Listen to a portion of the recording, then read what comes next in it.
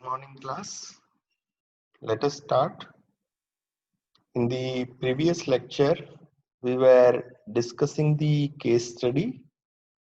The case study was related to the thermal transitions that we have observed in single crystal of cadmium tartrate.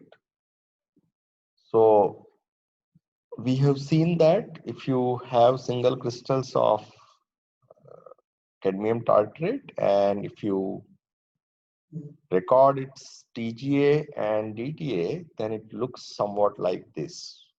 What you can see from the TGA is TGA broadly shows weight loss in 3 different steps.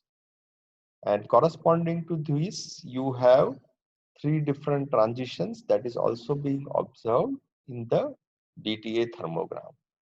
So what we did is we have compute or say measured the percentage change in the weight in a given temperature regime, and we have also found out the corresponding peak position in the DTA thermogram. So what we have is the analysis of TGA and DTA together looks somewhat like this. Overall, we have the 3-step process. The first step begin at 75 degrees centigrade and extends up to 192 degrees centigrade. Its DTA peak is at 146, and in this stage the observed percentage weight loss is 24%. The next step begins at 340 and it ends at 400 degrees centigrade. Remember, between 192 to 340, nothing happens. It's a flat line, so material remains stable from roughly 192 degree to 340 degrees. The second stage peaks at 370 degree. Now, if you look into the DTA at 370 degrees centigrade, you can see there is a peak. So, corresponding to this, your weight loss is roughly 38%, and your final stage begins at 400 degrees centigrade and it continues to up to 470 degree. This is basically this small change which you are observing from 400 to 470, corresponding to which you have a small peak in the DTA thermogram. The peak is at 420 and the final weight loss goes up to 60.75%. So whenever you want to find out the corresponding weight loss in that stage, for the first stage, the entire 24% belongs to it.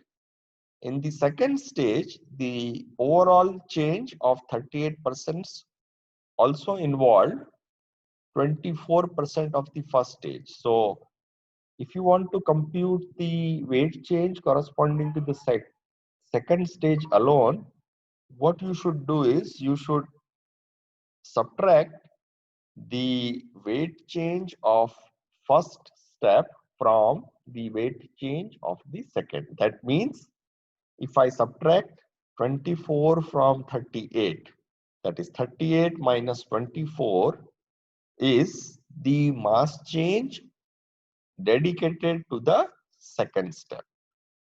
Likewise, the overall change in the percentage mass loss at third stage is 60.75, but it has contributions from the first and second stage. So what you should do is you should subtract that contribution. So if I subtract 38 from 60.75, whatever is left belongs to stage number 3. Now, these observed weight changes are because of what? Of course, if you have a weight loss, then something must have evolved out of the sample and corresponding to which we have this drop in mass. Let us closely look at the temperature range in which you have observed these mass changes. Your first step begins at 75 degrees, which is typically the temperature where the volatile aqueous phase evolved out of the sample, and the process continues up to 200 degrees centigrade. That means we have two possibilities. Number one, either we have bound water, that is the water that is trapped with the crystal lattice, which evolves out. In that case, the weight loss can extend beyond 100 degrees centigrade. There is another possibility that you have a lockup water, but it is only on the surface. In that case, it will come out by 100 degrees centigrade, and whatever else is happening beyond 100 degrees centigrade is not the evolution of water, rather than something else is happening, some other decomposition is happening, which is overlapping with the first step. Now, if so is the case, then we expect that two distinguishable different independent peaks should be observable in the DTA. But what we have seen in the first step is there is only one single peak in the DTA. You can see when the first stage weight loss happens, corresponding to that, there is only one broad signature in its DTA. That means the process that we are observing as a single stage weight loss is also a single stage thermodynamic transition, corresponding to which only one transition is being observed in the DTA. So let's try to interpret that what exactly happens between 75 degrees centigrade to 192 degree centigrade. So here is the interpretation.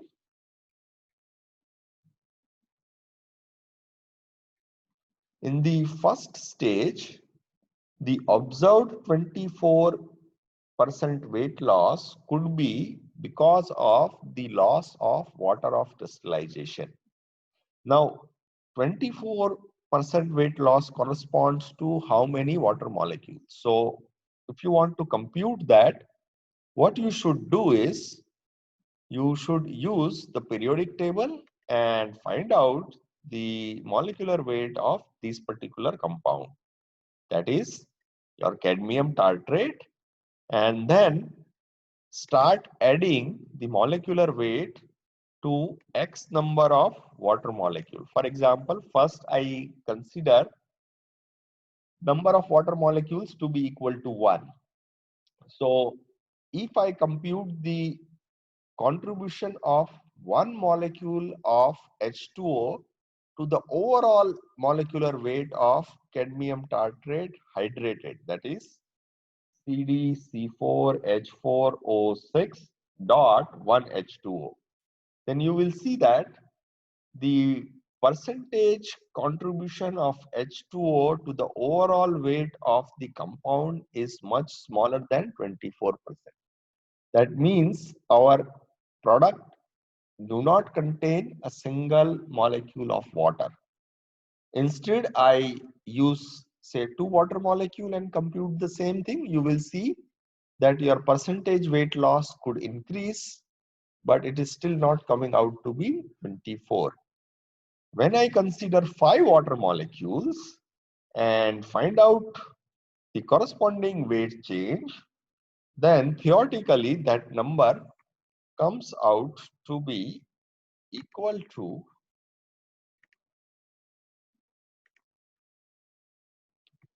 25.6%.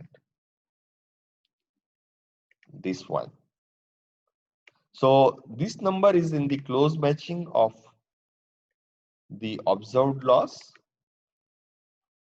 That means your initial product, which is cadmium tartrate, actually has 5 water molecules which is bounded with it.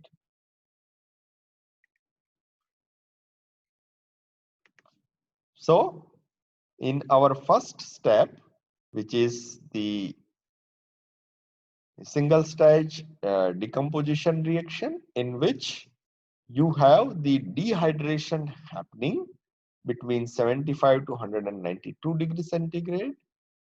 This results into elimination of locked up water. Remember, locked up water is nothing but water of crystallization, and it can stay within the material beyond 100 degree centigrade. So the first step of reaction is your cadmium tartrate pentahydrate gets converted into anhydrous cadmium tartrate with the liberation of 5 water molecule. Is it clear? Could you follow me? Yes, sir. Yes, sir. It's clear. Good. Let's proceed further. So after 192 degree, what we have is an anhydrous compound of cadmium tartrate, which remains stable up to 340 degrees centigrade. Why? Because up to 340 degrees centigrade, no change is observed in the TGA or GTA. Beyond 340 degrees centigrade, next stage of decomposition begins, and it extends up to 470 degrees centigrade. In this temperature regime, what happens is your anhydrous cadmium tartrate could get converted into the cadmium oxalate, and this is happening with liberation of one molecule of methane and one molecule of carbon dioxide. Now you may question me that how do we know that methane and carbon dioxide is being liberated? So there are two possible answers to this. First one is you can use the EGA technique, that is evolved gas analysis. You can combine your TGA system with either the mass spectrometer or with the FTIR and measure which gas is evolved. In that case, you can precisely pinpoint by measuring the chemical characteristic of the evolved gas, which gas is coming out. In this analysis, since we do not have the facility to measure the evolved gas, what we did is we identified the evolved molecules simply from the percentage weight change. What we know is in this particular step, we know the overall weight change is 38%. Out of these 38%, 24 weight% belongs to the first stage where 5 water molecules have been lost. So if I take the difference between the two, 38 minus 24, that will give us 6 plus 8, 14 weight% change. So if I try to compute that how many percentage weight loss I should observe if my cadmium tartrate loses one carbon dioxide molecule or two carbon dioxide molecule or three carbon dioxide molecule. So when you try to compute this, you will see that for alone carbon dioxide, the percentage weight loss do not match with the observed weight. Same thing if I compute for methane, you will see that it is not matching. But if I take combination of both, then you can see that the percentage change corresponding to the loss of one molecule of carbon dioxide and one molecule of methane together gives you an approximate percentage change which is similar to what is being observed. Now remember, when you do the theoretical computation and the actual observed one, they will come out to be approximately same, but not precisely same. Why? Because there are two factors which results into deviation in your observed value and the expected value. Number one, your solid is not perfect. It contains defects, and because of the presence of defects, you will see certain deviation from the theoretical value. Second contributor to the deviation is the experimental error itself. No device is 100% perfect, so there is always certain degree of error, which is the error in your measurement. So both these factor together results into certain mismatch in the two values. But if you consider the molecular weight of methane and carbon dioxide and add up together, you will see that your weight loss is nearly same as compared to what is being observed. In addition to this, if I remove one molecule of methane and one molecule of carbon dioxide from my parent compound, which was the cadmium tartrate, I can see that it can result into another stable compound, which is cadmium oxalate. So it is highly likely that your cadmium tartrate gets converted into cadmium oxalate by the liberation of one molecule of methane and carbon dioxide during this stage. Now you may argue that how do we 100% sure that this is the only process that has occurred? Can't it be any other molecule that may have evolved out?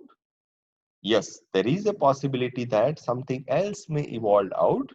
So what you should do is either you do the evolved gas analysis if possible. If not, then there are two ways to cross check this. Number one, you check the possibilities of a thermodynamic compound which can result if X turns to Y. What does that mean? It means that you should try to find out the possibilities of compounds which a cadmium tartrate can form. So you will see there is limited number of chemical compounds which the cadmium tartrate can form during its decomposition. So all those possibilities you have to cross check in terms of the percentage weight in percentage change in weight that corresponds to those compound formations. If anything matches, then it's a possibility. The second one is you stop your reaction at 400 degrees centigrade, take out the leftover product in the measurement, which is some solid. You test it with other methods like X-rays and find out whether it is the same as one that we are predicting. So if it is cadmium oxalate that is being formed between the 340 to 400 degrees centigrade, then if I perform its X-ray diffraction, I will see the presence of crystal structure of cadmium oxalate. That means you can cross check that the form product in the second step is the cadmium oxalate. Okay, so now at the end of the stage 2, we have cadmium oxalate as our byproduct. Remember, methane and carbon dioxide, which has evolved, will leave the sample pan and come out of the TGA system. So now, in the third stage, the process will be led by the cadmium oxalate, which is CdC2O4. So let's see what happens in this stage. So your next stage begins at 341 degrees centigrade and it continues till 470 degrees centigrade. In this case, your cadmium oxalate gets converted into a final stable product of oxide, that is cadmium oxide, with a liberation of one molecule of carbon dioxide and one molecule of carbon monoxide. Again, how do I know that carbon dioxide and carbon monoxide has been liberated? So to cross check that, I computed the weight loss corresponding to one molecule of carbon monoxide and one molecule of carbon dioxide. And you will see that this weight change is equal to the, or you can say nearly equal to, the weight change which we expect in the theoretical calculation. So let me show that in the table.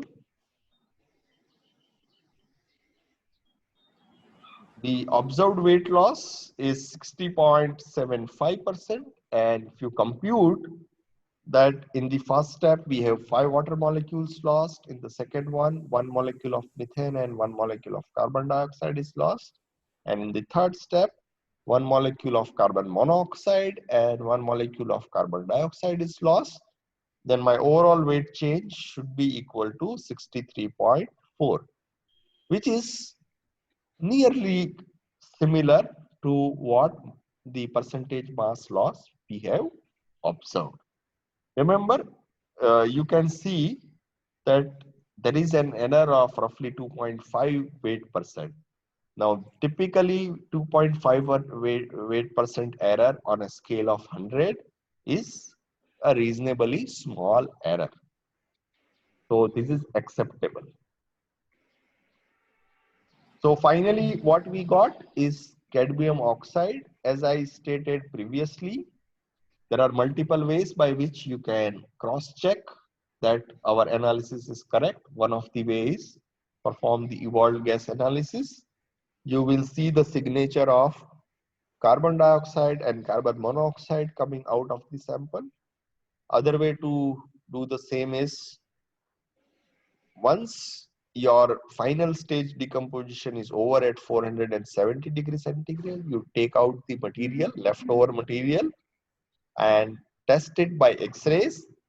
You will see that the crystal structure belongs to cadmium oxide, which is generally true that metal tartrates or oxalates finally get converted into metal oxides. Remember, amongst all, metal oxides are most stable compound.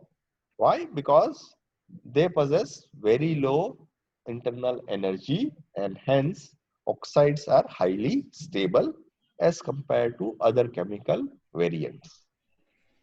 So what I have demonstrated to you is, simply by looking at the percentage weight loss, you can actually identify the thermodynamic transitions which material has undergone, and you can make these predictions. Remember, these are predictions, and if you want to confirm that, you need another secondary measurement methods, something like FTIR or mass spectrophotometry for evolved gas analysis, or X-ray diffraction for identification of the residual material. In either case, you can do the cross check.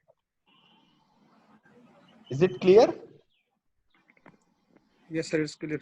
Can we see those TGA and DTA now for this Yeah, cadmium oxide, yeah, so that yeah, we can compare? Yes, sir. yeah. Here it is. So, yeah, here it is. So what you can see is, beyond 470, nothing happens vis-a-vis to the TGA. It remains flat. Same is being the case in the DTA. DTA shows a flat baseline. No peak or dip is observed beyond 470 degrees centigrade. And if you continue to heat this, in this particular case, our thermogram is recorded only up to 600 degrees centigrade. But if you extend it, let's say by 800 degrees centigrade or 1000 degrees centigrade, you will see that your weight loss, that is the TGA thermogram, and the DTA thermogram runs parallel. That means nothing Nothing is new happening. is being found in the uh, thermal probes. Once the oxides are formed, they are highly stable and they do not show any thermodynamic change if you continue to heat them till they melt. If I continue to go up to the melting point of cadmium oxide, then I will see a corresponding peak in the DTA, but nothing will happen in the TGA. Remember, TGA will show the signature only if there is a mass Weight change. loss. Yeah. Finally, if you continue to hit beyond its boiling point, and if cadmium oxides evaporates, then only you will observe a weight loss. Otherwise, nothing will happen in the TGA. Yes, sir. Any other doubt up to this point? Okay, now in this particular table, I am showing a few thermodynamic parameters that have been computed from the observed thermodynamic changes that has been happened during the step 1, step 2 and step 3. Remember, we have divided our TGA thermogram and corresponding DTA thermogram into 3 steps. So corresponding to every step, you can compute thermodynamic parameters like activation energy, frequency factor, order of thermodynamic reaction, and entropy of the system. Now, on the first left-hand side column, you can see I have mentioned it as relation used. Relation used means there are various theoretical models available. Each theoretical model is based on certain assumptions, and from these thermodynamic models, you can compute all these 4 important thermodynamic parameters. Now, which model is more accurate and which one is least accurate? There are various aspects to it. Under certain circumstances, one particular model is advantageous. In another set of circumstances, the other set of model is advantageous. In this case, we have used 4 different models, namely Broido, HM, PN, and CR model. What this HM, PN, CR stands for? These are basically the initials of the scientists who have developed these models. Remember, at this point, we are not going into details of this model, what kind of thermodynamic equations these models have, because we are not interested in completely understanding the thermodynamics of the process. Rather than our intention is to study the capabilities of the TGA. So what I want to show here is, if you use a particular model, you can compute activation energy, which is the energy required to initiate that particular thermodynamic transition. Then frequency factor represents the rate at which your molecules is interacting at that particular thermodynamic temperature. Say if the chemical reaction is happening, your frequency factor will be high. That is the number of atoms or molecules which is participating into that particular chemical reaction at given temperature. And then order of reaction, this is an important thermodynamic parameter. Order of reaction will define what kind of thermodynamic transition it is. You can see in this entire table, either your order of reaction is 1 or 1/2. That means they are the first order reactions. If it is more than 1, then you have second order reactions. which you cannot observe in TGA or DTA. At a later stage, we will talk about DSC, where we can also observe the second order thermodynamic transition. What exactly the second order thermodynamic transition is, we will talk about it at a later stage. So whatever we have seen so far, they all belongs to the first order thermodynamic transition. Finally, you can also compute a physical quantity like entropy in every step of evolution. So you can see the first two models do not give us the value of entropy, that is Broido and HM are not capable of computing the entropy. But PN and CR model can be used to compute the entropy. If you closely look at these numbers, you can see in different processes, your frequency factor varies. For example, in the first stage of thermodynamic transition, your frequency factor is of the order of 10 to power 9. While in the second case, it goes up to 10 to power 11. And in the third case, it suddenly drops to 10 to power 6. What does this means? This means that your rate of reaction is highest in the second step, it is lowest in the third one, and intermediate in the first. So you can compute the relative change or relative rate of reactions. Another important factor or another important interpretation which you can brought is from the entropy values. Now, if you look the entropy values here, remember you have to compare one model with the other. Say if I focus on this particular value, this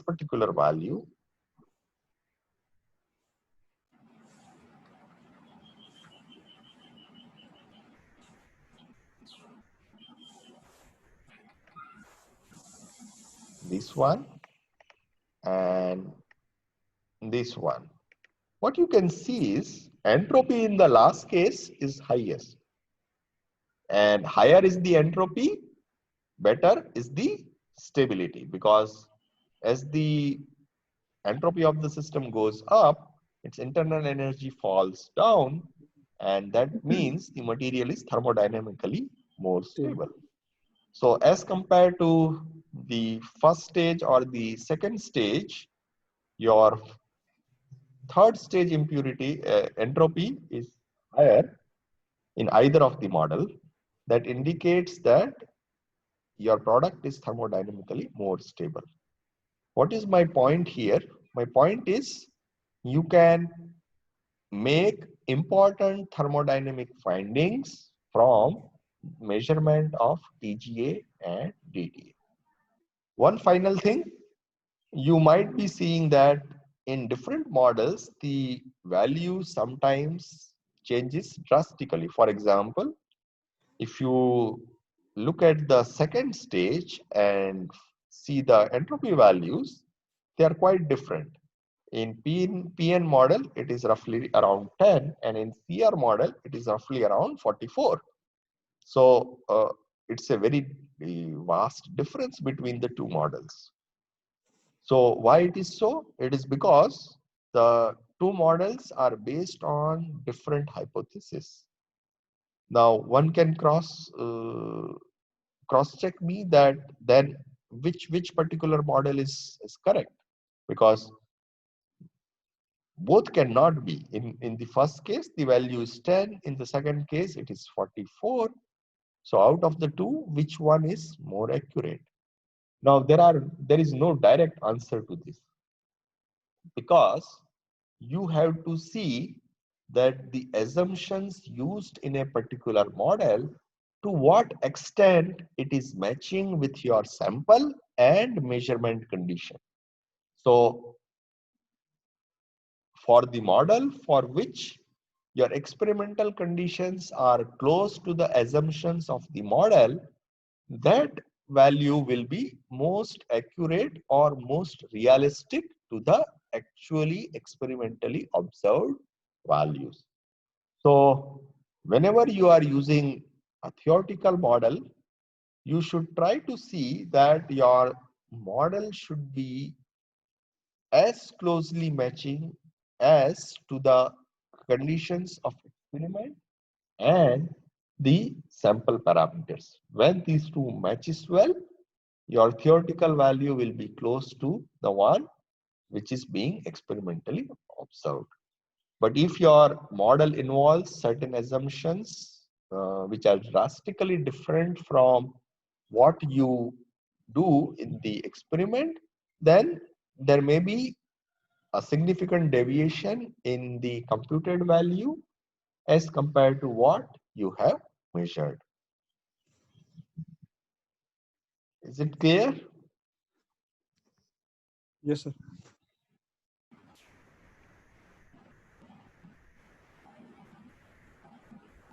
Okay, so from this case study, we can make certain observations or conclusions. The conclusions are the following. Beyond 70 degree, your calcium tartrate pentahydrate crystals, which I wrote as a short form CTP, begin to decompose.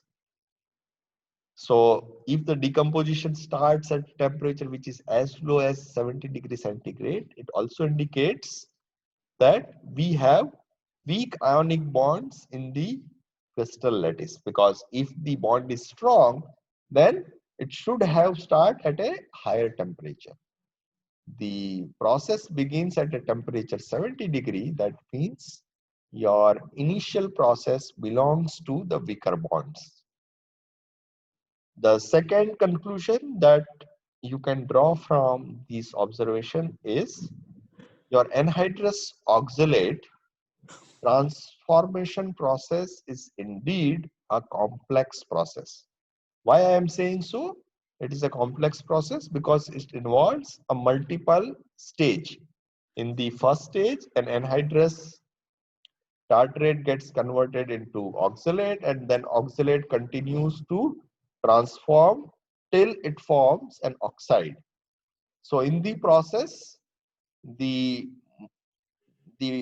intermediate product, which is oxalate, liberates a molecule of carbon dioxide and a molecule of carbon monoxide.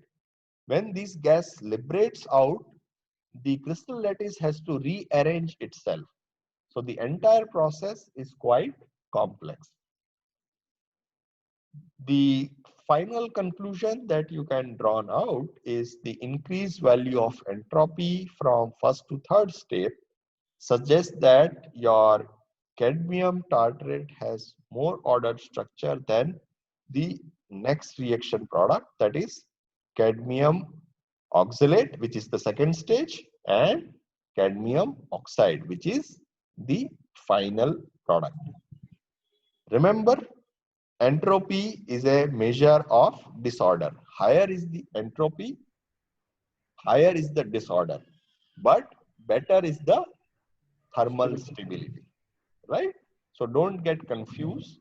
If the entropy is higher, that means material is more thermodynamically stable, but structurally it is in a higher disordered state.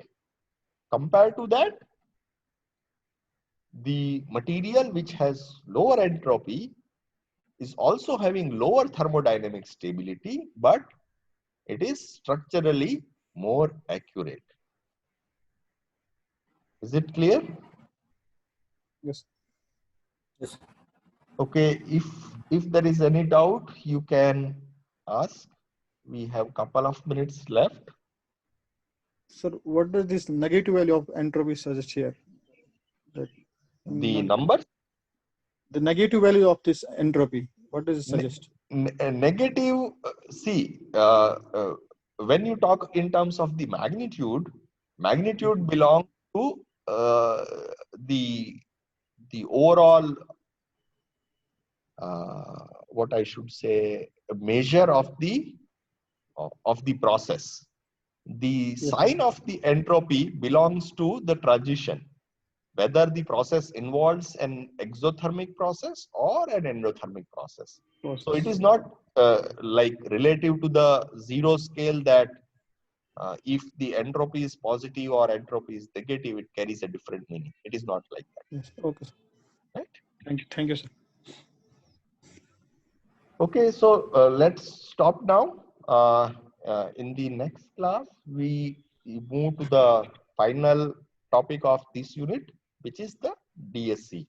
And then we'll try to correlate all the three measurement methods in a thermogram. Yes, sir. Sir, when will you upload these previous lectures on LMS? Actually, I have missed some lectures previously. Up to the previous week, I have already uploaded. Yes, sir. In current week's lecture, I will hopefully upload it by tomorrow. Okay, sir. Thank you, sir. This week's lecture I will upload. Every week I will upload the lectures during the weekends. Okay, sir. Thank you, sir. Okay.